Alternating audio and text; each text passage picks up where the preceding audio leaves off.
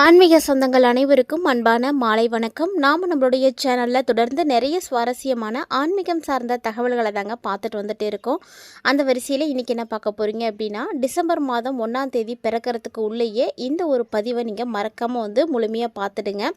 ஏன்னா இந்த நவம்பருடைய இறுதிக்குள்ளே மிகப்பெரிய மாற்றங்களானது கன்னிராசி நேயர்களுக்கு நடக்க இருக்குங்க. அதை பற்றி தான் முழுமையாக இந்த பதிவில் நம்ம பார்த்து தெரிஞ்சுக்க போகிறோம். வீடியோக்குள்ளே போகிறதுக்கு முன்னாடி நீங்கள் இன்னும் நம்ம சேனலை சப்ஸ்கிரைப் பண்ணாமல் இருக்கீங்க அப்படின்னா மறக்காம சேனலை சப்ஸ்கிரைப் பண்ணிக்கோங்க. கூடவே பக்கத்தில் இருக்கிற பெல் சிம்பிளையும் கிளிக் பண்ணிக்கோங்க. அப்போ தான் நாங்கள் போடக்கூடிய வீடியோக்கள் எல்லாமே உங்களுக்கு நோட்டிஃபிகேஷனாக உடனுக்குடன் வந்தடையும். நீங்களும் பார்த்து பயன்பெறலாம். வாங்க வீடியோக்குள்ளே போகலாம். 2025ஆம் வருடமே இப்போ தான் பிறந்த மாதிரி இருக்குங்க. கிட்டத்தட்ட பார்த்தீங்கன்னா 11 மாதம் முடிய போகுது. இந்த கடைசி நவம்பருடைய கடைசி நேரம் எப்படி இருக்கும் அப்படின்னா, பல முக்கியமான கிரகங்களுடைய மாற்றங்கள் இருக்குது. ஸோ அதனுடைய அடிப்படையில் கன்னிராசி நேயர்களுக்கு நீட்சிபங்க ராஜ யோகமானது ஏற்பட்டிருக்கு. ஸோ இதன் மூலமாக உங்களுக்கு அதிர்ஷ்டம் கண்டிப்பாக கொட்ட ஆரம்பிக்கும். ஸோ பல வழிகளில் உங்களுக்கு நல்லது நடக்கும். வரவேண்டிய தொகை பாக்கி எல்லாமே இப்போ வசூலாகும். எல்லாமே இந்த நவம்பருடைய இறுதியில் கட்டாயமாக நடக்குங்க. ஸோ இந்த நவம்பர் ஆனது அப்படி என்ன மாற்றங்கள் உங்களுக்கு கொடுக்க இருக்குது அப்படின்றத நம்ம பார்க்கலாம். அதுக்கு முன்னாடி கிரக சூழ்நிலைகள் எப்படி இருக்குது அப்படின்றத பார்த்துடலாம். இந்த நவம்பரில் பார்த்திங்கன்னா குரு பகவான் கடகராசியில் உச்சபலத்தில் இருந்தார். அவர் பார்த்திங்கன்னா வக்ரகதியுமே அடைஞ்சிட்டார். நவம்பர் 11லே வக்ரமும் அடைஞ்சிருக்காரு. பொதுவாக ஒரு சில ராசிக்காரர்களுக்கு குரு பகவான் உச்சமானாலே நல்ல பலன் கிடைச்சிடும்.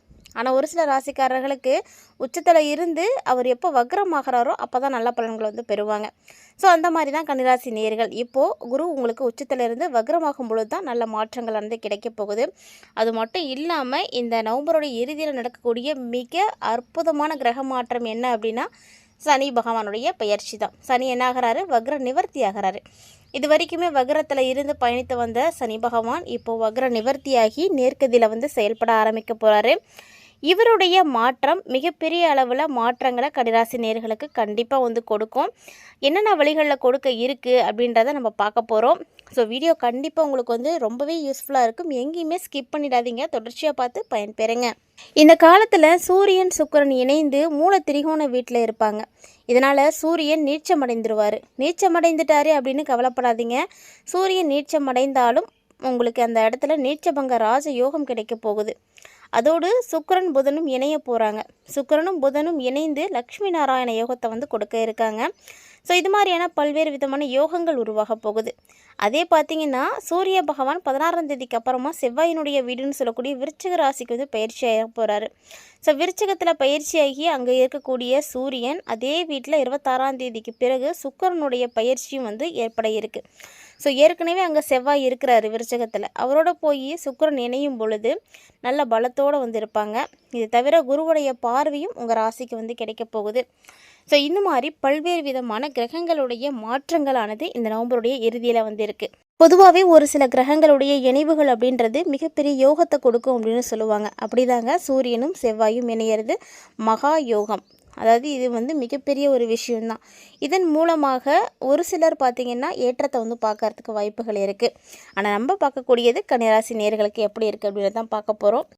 கன்னி ராசி இல்லைன்னா கன்னி லக்கணத்தாருக்கு அருமையான ஒரு நேரம் அப்படின்னு இந்த நவம்பரை சொல்லலாம். அதுவும் நவம்பருடைய இறுதி பார்த்திங்கன்னா ரொம்ப அட்டகாசமாக உங்களுக்கு இருக்கும். கிட்டத்தட்ட நம்ம நவம்பருடைய இறுதியை நெருங்கியாச்சு. இன்னும் 2-3 நாட்கள் தான் இருக்குது. நவம்பர் மாதமே முடிய போகுது. இதுக்குள்ளேயே ஒரு மிகப்பெரிய மாற்றம் உங்களுக்கு கண்டிப்பாக கிடைக்கும். உங்களுடைய அடையாளமாக இந்த காலகட்டங்கள் நிச்சயமாக மாறும். ஏன்னா உங்கள் ராசி அதிபதியாக இருக்கக்கூடிய புதன் பகவான் 2ஆம் இடம்னு சொல்லக்கூடிய தனஸ்தானத்தில் சுக்கிரனோடு சேர்ந்து இருக்கிறாரு. அதனால் பார்த்திங்கன்னா உங்களுக்கு லக்ஷ்மி நாராயண யோகம் இந்த நவம்பரில் நிச்சயமாக கிடைச்சிருக்கும். ஸோ அதன் மூலமாக உங்களுக்கு செல்வ செழிப்புகள் பார்த்திங்கன்னா அற்புதமாக இருக்கும். ராசி நேயர்கள் பார்த்திங்கன்னா ஒரு சிலர் யோசிப்பாங்க, இங்கே ஒன்றுமே இல்லை ஆனால் செல்வ செழிப்பு கிடைக்கும், பணமழை பொழிய போகுது, அதிர்ஷ்டம் கிடைக்க போகுது, இப்படிலாம் சொல்லிகிட்டு இருக்காங்க. இதெல்லாம் உண்மையா அப்படின்ற உங்களுக்கு ஒரு சந்தேகங்களானது எழுந்திருக்கும். கண்டிப்பாக தசாபுத்திகளானது எப்படி இருக்கோ அதை பொறுத்து நிச்சயமாக மாற்றம் இருக்கும். அதாவது நல்ல தசாபுத்திகள் உங்களுக்கு நடக்குதா அப்படின்றத நீங்கள் மறக்காமல் செக் பண்ணுங்கள். இதுக்கு உங்களுடைய ஜனனகால ஜாதகம் ரொம்ப முக்கியம். அதை வைத்து நீங்கள் பார்க்கும் பொழுது உங்களுக்கு நல்ல தசாபுத்தி நடக்குது அப்படின்னா இந்த யோகங்கள் எல்லாமே உங்களுக்கு மிகப்பெரிய அதிர்ஷ்டங்களை கொடுக்கும். தசாபுத்தி சரியில்லை அப்படின்னா இதெல்லாம் அனுபவிக்கிறது ரொம்ப கஷ்டம்தான். ஸோ ஒவ்வொருத்தருடைய வாழ்க்கையில் நடக்கக்கூடிய மாற்றங்களுக்குமே அவங்களுடைய ஜனனகால ஜாதகம், அந்த மாதத்தில் இருக்கக்கூடிய கிரக அமைப்புகள், புத்திகள் இது எல்லாமே ரொம்ப முக்கியம்தான். ஸோ ஜோதிடம் பார்த்திங்கன்னா இது எல்லாத்தினுடைய வகையில் தான் வந்து செயல்படுது. அப்போது ஜோதிடம்னா இது எல்லாத்தையுமே நம்ம பார்க்கணும். ஏதாவது ஒன்று மட்டும் வந்து வச்சு பார்த்துட்டு எதுவும் சொல்லக்கூடாது. அதே போல் தான் நவ கிரகங்கள் இருக்குன்னா எல்லா கிரகங்களுடைய செயல்பாடுகளுமே நம்ம பார்க்க வேண்டியது தான். ஒரு கிரகத்தை மட்டும் வச்சு எதையுமே வந்து தீர்மானிக்கக்கூடாது. இப்போ உதாரணத்துக்கு நான் சொல்கிறேன், சனி பகவான் சிம்மராசிக்கு அஷ்டமத்தில் அமர்ந்து அஷ்டம சனியாக வந்து வாட்டி வதைக்க போகிறாரு அப்படின்னு எல்லாருமே வந்து ரொம்பவே பயமுடுத்திட்டு இருக்காங்க. ஆனால் அதே சனீஸ்வர பகவானை மட்டும் வச்சு எதுவும் பார்க்கக்கூடாது. அந்த சிம்மராசிக்காரங்களுக்கு கேது நல்லா இல்லை, கேது போய் ராசியில் உட்காந்துருக்காரு. அது மட்டும் இல்லாமல் மற்ற கிரகங்களும் வந்து சரியான இடத்துல வந்து இல்லை. அப்படிங்கும் போது எல்லா பழியும் தூக்கிட்டு போய் சனி பகவான் மேலே போடக்கூடாது. ஏன்னா எதுவுமே வந்து சனி பகவானால் வந்து நடக்கலை, எல்லாமே வந்து கேது தான் பண்ணிகிட்ருக்காரு அப்படின்றத இதை உண்மையாக ஜாதகம் பார்க்கக்கூடியவர்கள் மட்டும்தான் வந்து புரிஞ்சுப்பாங்க. மற்றபடி மேலோட்டமாக எல்லாருக்கும் என்ன பண்ணுவாங்கன்னா சனி பகவான் மேலே தூக்கி பழியை போட்டு போயிடுவாங்க. சனி பகவான் கர்மகாரகன், திரும்பவும் சொல்கிறேன், வினைகளுக்கு ஏற்ப மட்டுமே பலன்களை கொடுக்கக்கூடியவர். அவர் வந்து உங்களை வந்து கெடுக்கணும் அப்படின்னு நினச்சி எதுவுமே பண்ணுறது கிடையாது. நீங்கள் செய்த தவறை உங்களுக்கு வந்து புரிய வைப்பார், உங்களை நல்வழிப்படுத்தக்கூடியவர் தான். உங்களுக்கு அந்த தண்டனையை கொடுக்கணும் அப்படின்லாம் அவர் நினைக்க மாட்டார். நீங்கள் செய்தது தவறு அப்படிங்கிறத உங்களை உணர வைப்பார். அந்த விஷயம் நடந்தால் தானே நீங்கள் அதை ஃபீல் பண்ணுவீங்க. ஆமாம், நம்ம இந்த தப்பு பண்ணோம். இது அவங்களுக்கு எவ்வளோ வழிகளை கொடுத்துருக்குமோ அந்த வழியை நீங்களும் உணரும் பொழுது தான் அதை நீங்கள் கண்டிப்பாக உணருவீங்க. ஸோ அப்படி ஒரு தண்டனையை தான் அவர் கொடுப்பாரே தவிர நீங்கள் செய்யாத தப்புக்கெல்லாம் தண்டனை கொடுக்கவே மாட்டார். சனி பகவானை பொறுத்த வரைக்கும் அவர் செய்யணும்னு நினைக்கிறத உடனே செய்வார். கொடுக்கணும்னு நினச்சிட்டாருன்னா அள்ளி அள்ளி கொடுப்பார். அவர் மாதிரி வள்ளல் வேறு யாருமே கிடையாது. ஸோ சனி பகவானை யாருமே வந்து தவறாக வந்து பேச வேணாம், நினைக்க வேண்டாம். அதாவது இதுக்கு இது சொல்ல வந்தேன் அப்படின்னா, கன்னிராசிக்காரர்களை வந்து புரிஞ்சுக்கணுங்கிறதுக்காக தான். தசாபுத்தி என்ன நடக்குது அப்படின்றத நீங்கள் மறக்காமல் பாருங்கள். மேலும் பார்த்தீங்கன்னா இது வந்து ஒரு பொருளாதாரத்தில் முன்னேற்றம் அடையக்கூடிய ஒரு நேரம். பணவரவு அபரிவிதமாக இருக்கும். நிறைய சொத்துக்கள் வாங்கிறதுக்கான வாய்ப்புகள் கிடைக்கும். சொல்லப்போனால் உங்களுடைய பேச்சுக்கு சமூகத்தில் மரியாதை கிடைக்கும்.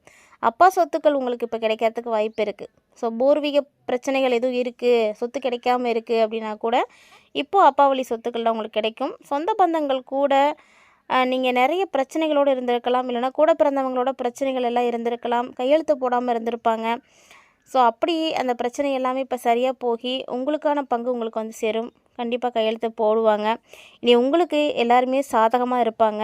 உங்களுக்கு ஒத்துழைப்பு கொடுக்கக்கூடிய வகையில் தான் உறவுகள் இருக்க போகுது. செவ்வாய் ஆட்சி பலம் பெற்று குருவுடைய பார்வையில் இருக்கிறதுனால கண்டிப்பாக கன்னிராசி நேயர்களுக்கு சொத்து சார்ந்த பிரச்சனைகள் வந்து நீங்க ஆரம்பிக்கும். வெற்றி மேலே வெற்றிகள் எல்லாம் வந்து சேரக்கூடிய ஒரு அற்புதமான நேரம். கிரகங்கள் வலுவாக இருக்குது அப்படிங்கும் பொழுது நீங்கள் பயப்படாதீங்க. ஏன்னா கிரகங்கள் வலுவாக இருந்துச்சு அப்படின்னா சொத்து சார்ந்த விஷயங்களாக இருக்கட்டும், பணம், குடும்பம் சார்ந்த விஷயங்கள், பாக பிரிவினைகள், இப்படி எல்லாமே உங்களுக்கு நன்மையை மட்டும்தான் கொடுக்கும். நீங்கள் கவலைப்படுற அளவுக்கு ஒன்றுமே இருக்காது. அதே போல் சுக்கிரன் ஆட்சி பலம் பெற்று இருக்கிறார் அப்படிங்கும் பொழுது நீங்கள் என்னென்ன விஷயங்களை செயல்படுத்தணும் அப்படின்னு நினைக்கிறீங்களோ அதை எல்லாத்தையுமே உங்களுடைய அப்பா மூலியமாகவே வந்து செயல்படுத்துங்க. ஏன்னா அவர் மூலிமா செய்யும் பொழுது தான் உங்களுக்கு வந்து ஸ்மூத்தாக இருக்கும், எந்த பிரச்சனையும் ஏற்படாது. தந்தை மூலமாக செயல்படுத்துங்க, அது உங்களுக்கு சாதகமாகவும் கூட இருக்கும். முயற்சியை கண்டிப்பாக எப்போதும் கைவிடக்கூடாது. ஏன்னா முயற்சியை நீங்கள் எந்த அளவுக்கு கைவிடாமல் இருக்கிறீங்களோ அந்த அளவுக்கு உங்களுக்கு நல்லது நடக்கும். என்ன விஷயமாக கூட இருக்கட்டுங்க, அதில் முயற்சி நீங்கள் கைவிட்டுறாதீங்க. நம்பிக்கையோடு செயல்படுங்க. நிச்சயமாக அதில் நீங்கள் ஜெயித்து காட்டுவீங்க. ஏன்னா ஒரு வெற்றியை அடையணும் அப்படின்னா அதுக்கு நடுவில் ஏற்படக்கூடிய தடைகளை எல்லாம் நம்ம சமாளித்து தாண்டி தான் வந்து போயாகணும். ஏன்னா ஒரு விஷயத்தை அடையணும், வெற்றியை பார்க்கணும் அப்படின்னா எல்லா பிரச்சனைகளையும் சமாளித்து தான் ஆகணும். எதுவுமே வந்து ஈஸியாக கிடைச்சிறது கிடையாது. அது மட்டும் இல்லாமல் இந்த மாதத்தினுடைய இறுதிக்குள்ளேயே உங்களுக்கு நீச்சபங்க ராஜயோகமும் ஏற்பட்டிருக்கு. அதனால் மனசில் தைரியம் கிடைக்கும். மனதினுடைய தைரியத்தை நீங்கள் அதிகரிக்கிறதுக்கு நிறைய விஷயங்களை செய்வீங்க. கூட பிறந்தவங்களால் உங்களுக்கு நன்மைகள் அதிகமாக ஏற்படும். எதை தொட்டாலும் உங்களுக்கு நிச்சயம் வெற்றி இருக்கும். 12ஆம் அதிபதியாக இருக்கக்கூடிய சூரிய பகவான் நீச்சபங்க ராஜயோகத்தை பெற்று 3வது வீட்டுக்கு வந்து குருவினுடைய பார்வையில் இப்போ இருக்கிறார். அப்படிங்கும் பொழுது எவ்வளவு சிறப்பான ஒரு அற்புதமான யோகம் பாருங்கள். 12ஆம் அதிபதி மறைந்து குருவுடைய பார்வையை பெறும் பொழுது அது உங்களுக்கு நிச்சயமாக விபரீத ராஜயோகத்தை ஏற்படுத்தி கொடுக்கும். அதனால் நீங்கள் கவலைப்படுறதுக்கு இங்கே ஒன்றுமே கிடையாது. கணவன் மனைவியும் அப்படி தாங்க ரொம்ப சந்தோஷமாக இருக்கலாம். கன்னிராசி நேயர்களாகிய கணவன் மனைவிக்குள்ளே அந்யோன்யம் பார்த்திங்கன்னா அதிகரிக்க ஆரம்பிக்கும். சண்டை சச்சரவுகள் என்ன தான் இருந்தாலுமே கூட அதெல்லாம் ஒரு பெரிய விஷயமே கிடையாது. ஸோ அதுவும் இந்த நவம்பரில் எல்லாமே வந்து மாற்றம் பெறும். அன்பானது அதிகரிக்க ஆரம்பிக்கும். இந்த காலகட்டங்கள் உங்களுடைய குடும்பத்தில் இருந்து வந்த இருள் கூட வந்து விலக ஆரம்பிச்சிடும். குரு பகவான் பார்த்திங்கன்னா 4, 7 கூடியவர் தான். ஆனால் இப்போ அவர் உங்களுக்கு நல்ல ஒரு இடத்துல வக்ரமாகி இருக்கிறாரு. அதனால் குடும்பம், கணவன், மனைவி, வீடு, மனை, சொத்து சார்ந்த விஷயங்கள் இது எல்லாத்தையுமே வந்து உங்களுக்கு சரி பண்ணி கொடுப்பாரு. இது எப்போன்னா குரு வந்து வக்ரமாகறதுக்கு முன்னாடியே வந்து சரி பண்ணிடுவார். அதுக்கப்புறம்லாம் எதுவும் நடக்காது.